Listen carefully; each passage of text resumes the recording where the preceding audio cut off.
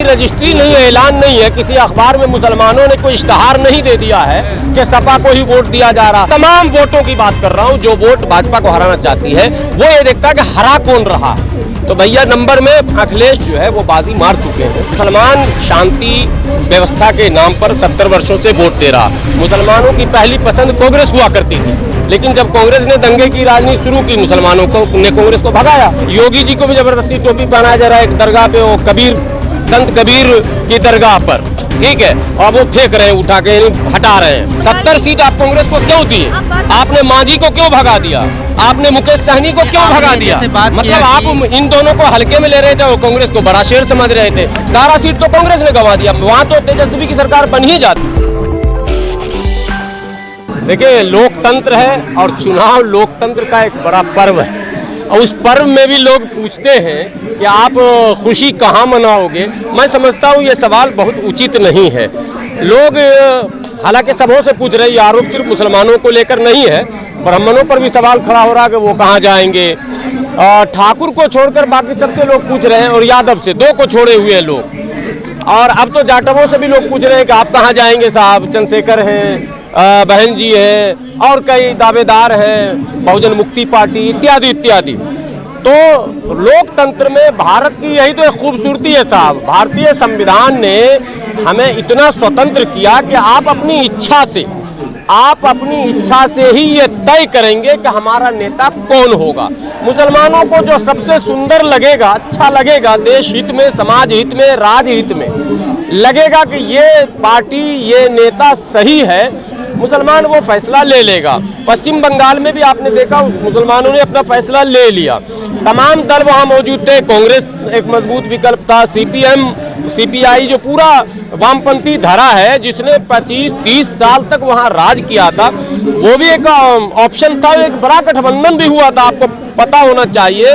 उत्तर प्रदेश में कांग्रेस पूरे वामपंथी धड़े के साथ साथ एक बहुत बड़े पीरजादा है वहां, बहुत बड़े फुरफुरा शरीफ, उनका भी गठबंधन था। और फुरफुरा शरीफ के पीरजादा ने जो पार्टी बनाई थी, उसके अध्यक्ष आदिवासी थे। तो लग रहा था एक सोशल इंजीनियरिंग का कमाल है, लेकिन वहां के मतदाताओं ने, विशेषकर अल्पसंख्यक सवाल जो आपका है, उन्होंने बड़ी ही सटीक निर्णय लिया और आराम से जो लक्ष्य था उसको प्राप्त कर लिया। लक्ष्य आपको पता ही है क्या है। आज भी लड़ाई देश में क्या है, लेकिन लड़ाई यह है कि धार्मिक कट्टरता कैसे इस पर लगाम लगे, क्योंकि लोकतंत्र के लिए धार्मिक कट्टरता घातक होता है। लड़ाई यह है कि माने समाज के सभी तबकों का समुचित विकास का मार्ग, वो नीति, वो पॉलिसी, वो योजना जिससे समाज के सभी लोगों को सीधा सीधा लाभ मिले। लड़ाई यह है कि सरकार भेदभाव से ऊपर उठकर काम करे। लड़ाई यह है कि सरकार किसी धर्म, किसी जाति को जानबूझकर नजरअंदाज न करे।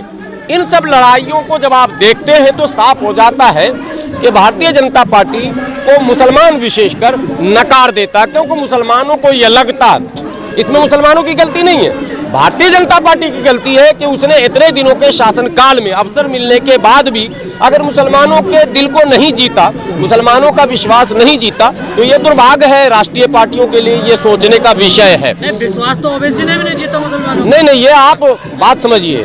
अभी ओवैसी को सत्ता नहीं मिला, इसलिए ओवैसी का सवाल ही नहीं होता। वो तो जुआ पे, मैंने जो जुआ बोलते हैं ना, वो गेम दाव वो कर रहे हैं। मिलेगा नहीं मिलेगा, क्या होगा। बंगाल में भी वो गए थे, वो परिणाम आपके सामने। मैं जो बातें कह रहा हूँ, लेकिन सवाल यूपी का है, यूपी में चुनाव होने वाला है, मुसलमान सपा को वोट क्यों दे? आखिर क्या वजह है? क्या नहीं, ये कहीं रजिस्ट्री नहीं है, ऐलान नहीं है, किसी अखबार में मुसलमानों ने कोई इश्तहार नहीं दे दिया है कि सपा को ही वोट दिया जा रहा, और किसी संगठन ने कोई ऐलान भी नहीं किया है। मुसलमान स्वयं सपा के ओर आकर्षित हो रहा है, तो ये दूसरे दलों के लिए चिंता का विषय है ना। वो सोचे कि हमारी पॉलिसी में, हमारी रणनीति में कहाँ कमी रह गई, हम क्यों नहीं उसका विश्वास जीत पाए।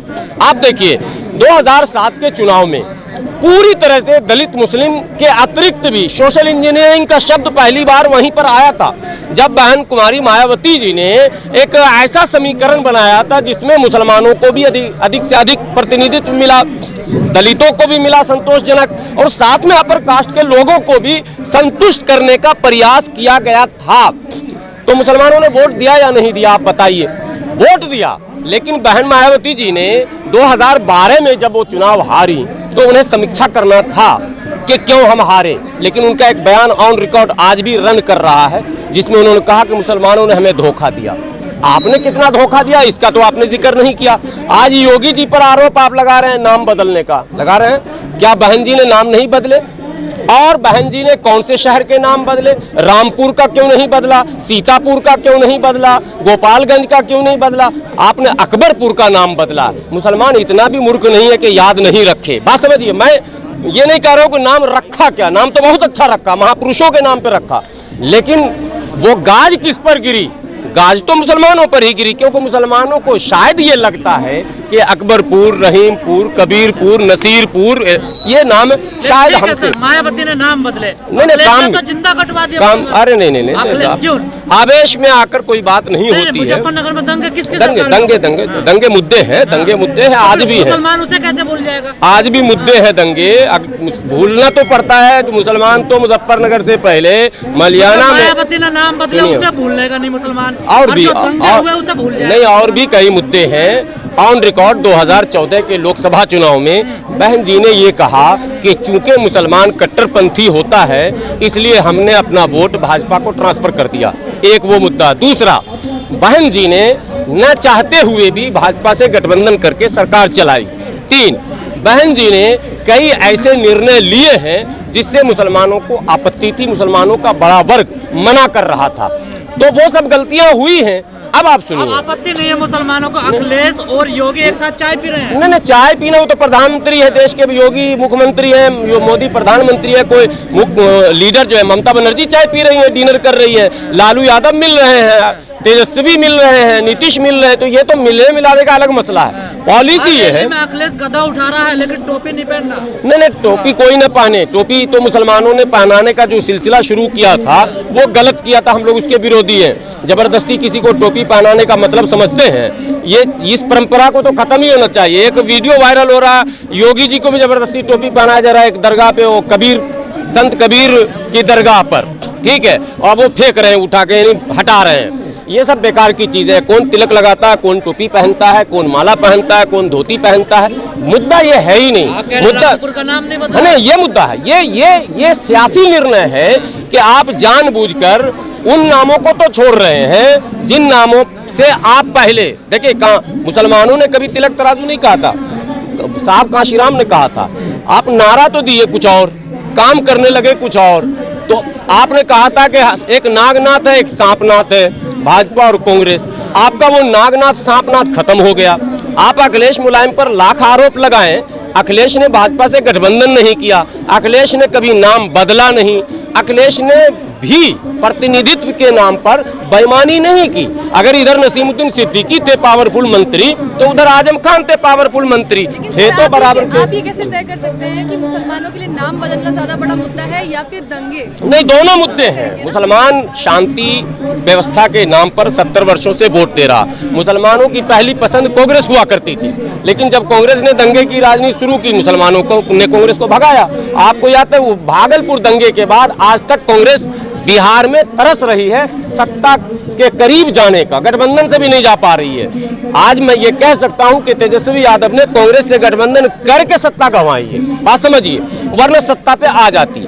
आप दंगे के नाम पे तो हम नकार रहे हैं, लेकिन एक छोटे मोटे इंसिडेंट, ऐसा नहीं कि बहन जी के 5 साल के शासनकाल में और 4 बार मुख्यमंत्री रहने में कहीं दंगे नहीं हुए। मैं प्रतापगढ़ उत्तर प्रदेश का प्रसिद्ध जगह है, वहां बहन जी के राज में दंगे हुए थे, छोटे दंगे हुए, दबाया गया, प्रशासन पर पकड़ अच्छी थी, तारीफ तमाम लोग करते हैं। तारीफ बहन जी के शासनकाल की तारीफ सब लोग करते हैं कि प्रशासन पर अच्छी पकड़ होती थी, लॉ एंड ऑर्डर मेंटेन करती थी। इस मामले में आज भी हम लोग भी जानते हैं कि बहन जी के शासनकाल में, लेकिन मुसलमानों का अपना एक अलग नजरिया है कि हमें वो सरकार चाहिए। देखिए, ये आम मुसलमानों की बात मैं कर रहा हूँ, मैं अपनी बात अभी नहीं कर रहा हूँ। मेरा क्या मानना है ये बिल्कुल अलग। आम मुसलमानों के बीच हम लोग जाते हैं तो ये देखते हैं, उनका नजरिया ये है कि सरकार वो हो कि समाज में सब लोग मिलजुल कर रहे हैं, किसी के खिलाफ कोई घृणा, द्वेष, गलत नारे, गलत मुसलमानों को घर चाहिए या घर उजाड़ने चाहिए, उनके क्या चाहिए? नहीं, सबको घर चाहिए, सड़क चाहिए, बिजली चाहिए, पानी चाहिए। घर दिए उनको, मायावती ने बीजेपी के साथ मिलकर सत्ता चलाई। अजीत चौधरी ने भी कहा था कि जहां लाल झंडा वहां गुंडा, वहां समाजवादी गुंडा, और आज उनके बेटे मिलकर अखिलेश के साथ रैलियां कर रहे हैं। तो राजनीति में तो चलता है, सवाल नहीं चलता है। जब शिवसेना से गठबंधन कांग्रेस और एनसीपी कर सकती है, वो देखिए सब संभावनाएं कहीं सीमित नहीं होती हैं, लेकिन बिफोर इलेक्शन और आफ्टर इलेक्शन पॉलिसी अलग अलग होती है। बिफोर इलेक्शन ही बहन जी का अलार्म बज गया है कि संभावनाएं ये बन रही है, और शायद वक्तव्य आ रहे हैं कि हम जो है जीतने के बाद जो भी सीटें जीतेंगे भाजपा की तरफ जाएंगे। बात समझ रहे हैं, भाजपा को कम होने की संभावनाएं भी जताई जा रही है, लगातार सीट कम हो रहा। सर्वे जितना भी नया आ रहा है उसमें 10, 20, 5 हमेशा कम हो बताया जा रहा। भाजपा का ग्राफ मतलब नीचे जा रहा और सपा का ग्राफ ऊंचा आ रहा। एक आम धारणा है मुसलमानों का ही नहीं, वो उन तमाम वोटों की बात कर रहा हूं जो वोट भाजपा को हराना चाहती है, वो ये देखता है कि हरा कौन रहा है। तो भैया नंबर में अखिलेश जो है वो बाजी मार चुके हैं, अखिलेश रेस में आगे बढ़ चुके हैं। और आपको बता दूं, रेस में भीड़ देख के तो नहीं बोल रहे। नहीं, वही होता है। ममता बनर्जी का क्या हुआ? ममता बनर्जी के क्रियाकलापों से वहां मुसलमान बहुत खुश नहीं था। मामला ये था, आप लोग ग्राउंड रिपोर्ट कर रही थी, बहुत ज्यादा मुसलमान खुश नहीं था, लेकिन मुसलमानों को लगा विकल्प हराने वाली यही है, तो लोग गोलबंद हो गए। आज उत्तर प्रदेश में वैसा ही माहौल बन रहा है कि हराने वाला कौन? हराने वाला मामला अखिलेश का ही चेहरा सामने आ रहा है। बहन देखिए, तो बीजेपी की रैलियों में दोनों ज्यादा होती थी। हाँ, तो कांटे का मुकाबला था ना, इसीलिए तो जितनी भीड़ बीजेपी में बढ़ी उतना ही साइलेंट वोटर और हराने वाला वोटर, यहाँ तक सीपीएम का भी कट्टर कैडर, यहाँ तक के और कांग्रेस का भी कट्टर कैडर सब शिफ्ट हो गया उधर। और यही उत्तर प्रदेश में होने वाला है। बसपा का कैडर वोट छोड़कर बाकी बसपा का भी वोट सपा में जाने वाला है, क्योंकि बसपा के किसी भी भाग दौड़ से, गतिविधियों से ऐसा लग नहीं रहा कि रेस में कहीं बसपा है। क्या लग रहा है कैसे मुसलमानों का भला होगा? बसपा के साइलेंट वोटर्स को इतना इग्नोर करना सही नहीं है ना सर? नहीं, साइलेंट वोटर तो पिछले चुनाव में 2014 और 19 और 17 सब में देखा गया, तो लोगों ने एक अंदाजा लगा लिया कि कितना वोट है। 19 में क्या हुआ?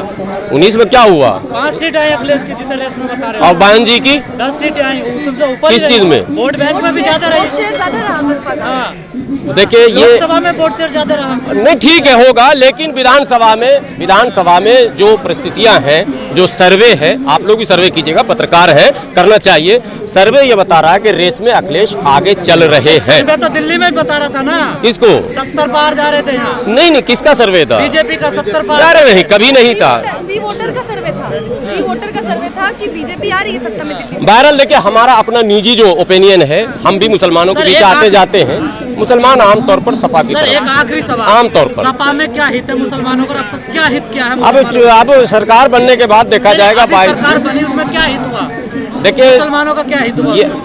ये स्थानीय लोगों से आप पूछेंगे तो वो बेहतर जवाब आपको देंगे। विचार रखते हैं ना? नहीं, ठीक है, हम हम तो राजनेता है नहीं, आपको पता है, हम लोग संगठन वाले आदमी हैं और हम अखिलेश के मंच वाले भी नहीं हैं। लेकिन मुसलमानों के बीच जाते हैं तो जो ओपिनियन सामने आते हैं वो यही बता रहे हैं, ये इशारा कर रहे हैं कि अधिकांश मुस्लिम, माने ज्यादा, ये नहीं कि 100%, उसका मन बन चुका है कि सपा को ही वोट देंगे। आपने बोला कि भीड़ की बात, अखिलेश की भीड़ ज्यादा है, लेकिन बिहार में तेजस्वी की तो भीड़ बहुत ज्यादा थी। तो सीट भी तो मिली नहीं, तो लेकिन हार नहीं, वो सत्ता में तो आ गया था, कांग्रेस ने हरा दिया ना। बड़ा सवाल कि पश्चिम बंगाल 70 सीट आप कांग्रेस को क्यों दिए? आपने मांझी को क्यों भगा दिया?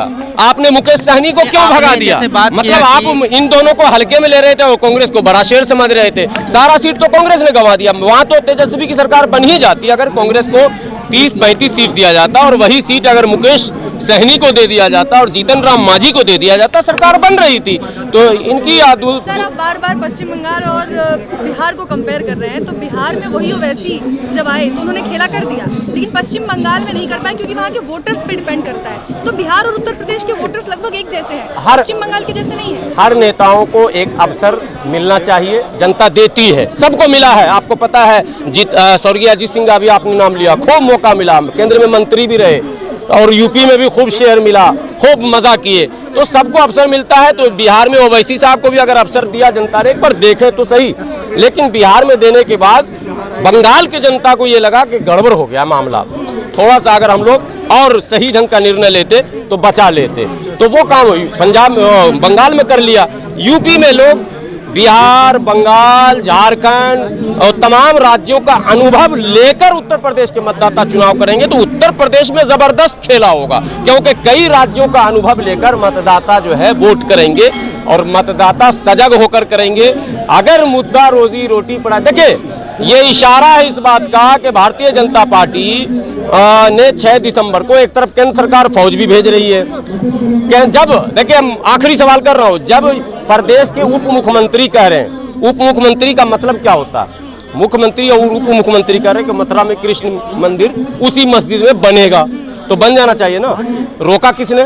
कोई मुसलमान तो बेचारा गया नहीं था, जाता तो मारा जाता, जाएगा भी नहीं, जाएगा भी नहीं, रोका किसने? खेला हो रहा है, रोका भी इसी की पुलिस ने, केंद्र की पुलिस ने। और कल एक बयान आया कि मोदी जी ने मौर्या को फटकारा, ये भी एक बयान आ गया। तो ये सब समझिए, मतलब कहीं ना कहीं भाजपा का नाव डगमगा रहा है और भाजपा को चुनौती अभी जो मिल रही है वो अखिलेश से ही मिल रही है।